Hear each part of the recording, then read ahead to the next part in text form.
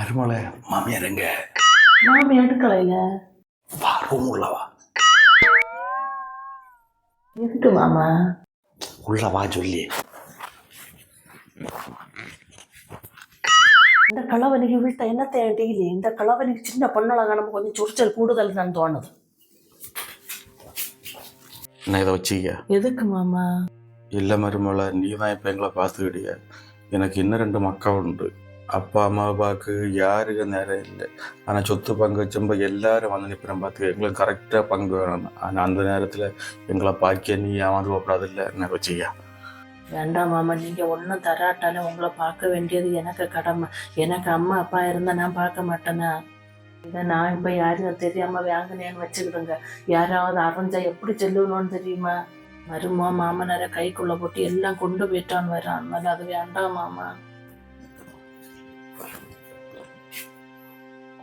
ஓ, மாமனாரை கைக்குள்ள போட்டு ஒளிச்சு ஒளிச்சு இதாக நடக்குது இல்ல.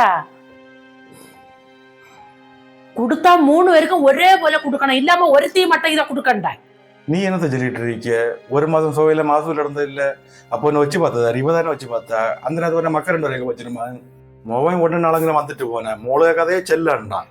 அவன் தூர வேற எழுதிட்டு இருக்கான். அதனால வர முடியாதுன்னு ஒரு காரணத்தை சொல்லி அவன் முடிச்சு விட்டாச்சு. மொபைல் பக்கத்துல தானே இருக்க. அவளுக்கு அப்போ பார்த்து பார்க்கப்படாதா?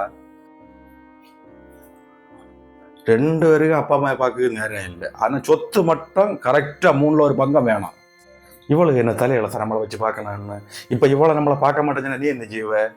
எதங்கிற முதியோர் இல்லத்திலையோ இல்லைன்னா 3 மக்களை வீட்லையோ எங்கே வஞ்ச நாள் அங்கே வஞ்ச நாளாக நிற்க வேண்டிய வரும். ஒன்று யோசிச்சு போயிரு.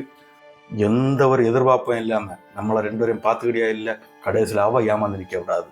அவளுக்கு என்ன செய்யணுமோ அதை செய்துட்டு தான் பங்கு வைப்பு. என்ன மருமலை, இதப்படி உனக்கு என்ன செய்யணும்னு எனக்கு தெரியும். உனக்கு அது இப்போ புரியாது. நீ படுக்கையில் தான் கடந்தேன்னு வச்சுக்க. உன்னை பார்க்கணுன்னா இவ தான் உண்டு. அப்போ தெரியும் நான் செய்தது சரியா இல்லையான்னு.